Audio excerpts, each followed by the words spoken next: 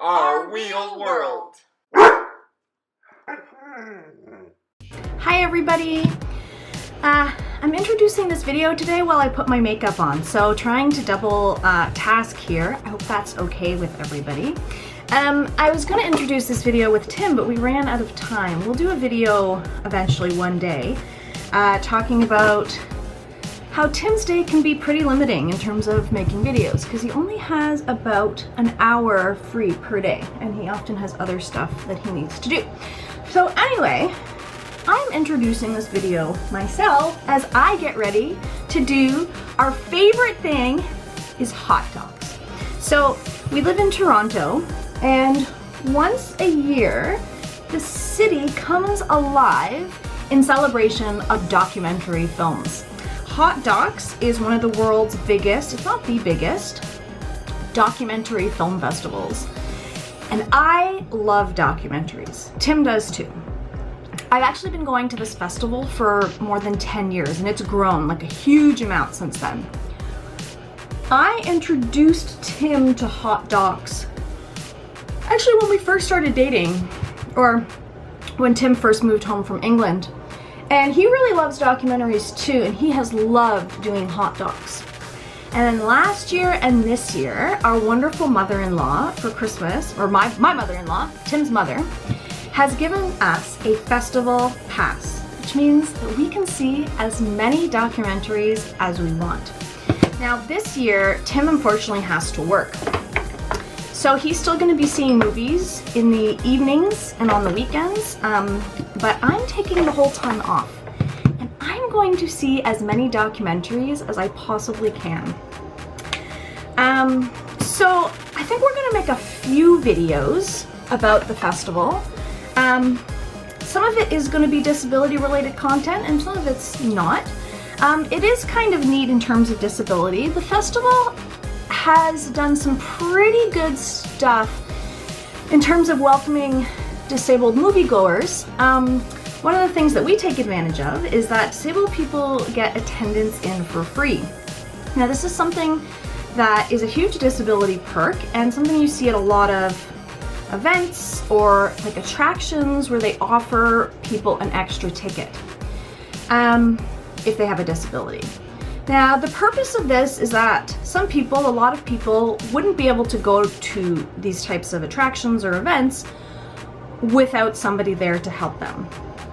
Tim is sort of in that category. I mean, Tim could go see a movie on his own, but it's a lot easier with somebody else in terms of buying food and even paying for tickets and things.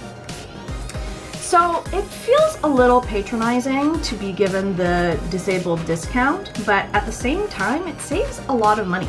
So we take advantage of it when we can, which means during Hot Docs, we get to go see all the films we want, 2 for 1. So we'll bring you around.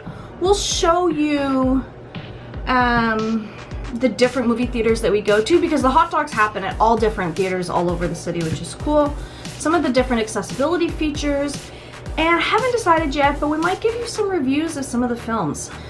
So it's our favorite thing. This is all we're going to be doing for the next 10 days. Tim's going to be working, seeing movies, and I'm really just going to be seeing movies. So come to a film festival with us.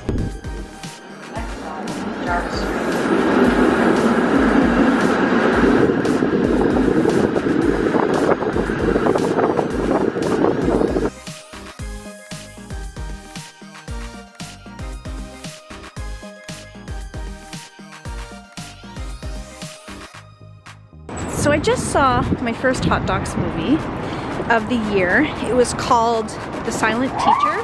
It's a Taiwanese movie actually about death, but it was pretty sweet.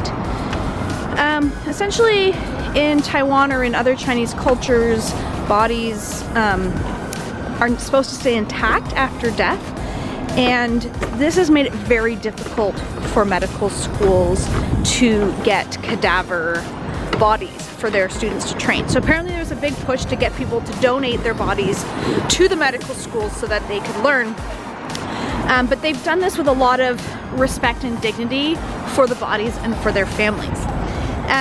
So essentially we follow this one man whose wife donated her body and his children as well, as they struggle with her death, even though it's sort of 3 years ago. They really treat the cadaver bodies as if they're still alive until they're done with them. So it follows him, and then it follows also the students that are the ones who use her body for learning. And in this culture, they're very respectful of the body. They call them the silent teachers. They get to know the families of their cadavers, and they even attend the funerals, which happen after the cadaver is finished being learned from. Honestly, it's a little bit slow for my liking, but then at the same time, they couldn't have really tackled the subject matter in any different way. So I wouldn't blame the filmmaker for it being slow. The nature of the documentary needed to be that way, but yeah, I was just a little bit bored. But still a really beautiful documentary. So if it interests you, it is subtitled. I would certainly check it out. It's probably going to be hard to find later. So anyway, that's my first review, and for the first year ever, I'm trying doing these video reviews. I used to write them out on Facebook, but this year I think I'm going to have them in video format. Let me know what you think. And then any movies I see with Tim, obviously we'll review together. So after that movie, I met Tim. Hello everybody. And oh, good try. We are eating at Red Lobster of all places for dinner. We're gonna go try a fancy place, but on Friday after work, like, all the fancy places are full of business people having drinks. It's just so packed, but Red Lobster's pretty empty. And we get cheddar biscuits. Yeah, that's all Tim really wants at Red Lobster. I kind of feel like this is all anybody really wants at Red Lobster. Does anyone come here for anything else? We are here, hello. We are here going to my first Hot Docs movie of 2017, Natalie's second Hot Docs movie, in the elevator of the Scotiabank Theatre. So I don't know how well you can hear me, but essentially we got to the theater. I had already had a ticket because I came here earlier in the day, so I was able to pick it up. That's Tim's ticket, actually. But then we bring that ticket to the box office and ask for a companion ticket. Are you scanning our tickets? Yes. Thank you. Get our tickets scanned. We usually ask them for us not to have to wait in the line and just go in first. And we do. Yeah, because I mean, it's not like we're taking the best seats. Like, there's already a seats assigned to us, so. One of the perks of disability. There you go. We just butt all the lines. We thought we'd show you some of the various accessible seating options at different theaters across the city. There are usually 2 wheelchair spots in this theater, and you can see it's sort of mid-range. It's not very front row. It's this sort of cross section. And these are easy seats. Some of the theaters are a little bit difficult. This is nicely always reserved for me. This is also where Natalie and I had our first date. Second date, no? Well, First real date?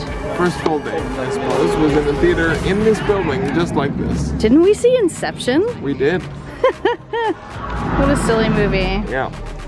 So Rush is scavenging for popcorn. That's his hot dogs activity.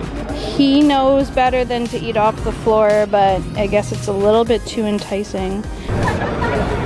Another hot dogs tradition, the nightly wait for Wheel-Trans.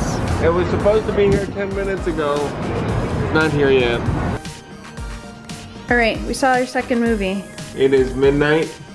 I'm tired, but we're trying really hard to do video reviews after every movie. Okay, so here's my 1-minute review of Who is Arthur 2. I liked it more than Natalie, I think. I thought the main subject, Rush, is currently enjoying his time off. Anyway, back to my review. I found the main character, Arthur 2, endlessly fascinating. Thank you for the interruptions. I thought the movie had some pacing issues, was a little slow at times, but generally not a bad start to my hot docs week. Yeah.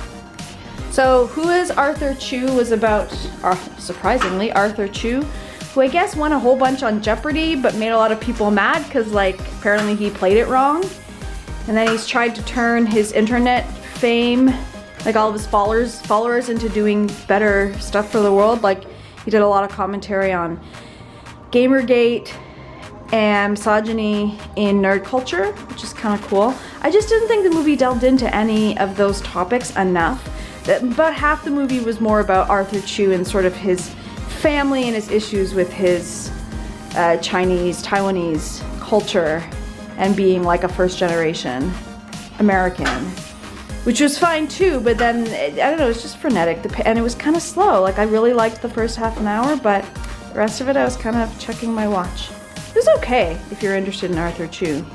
As someone who didn't know anything about him and I'm not that fascinated by the subject matter, meh, it was fine. I gave it a 3 out of 5. Day 1 over.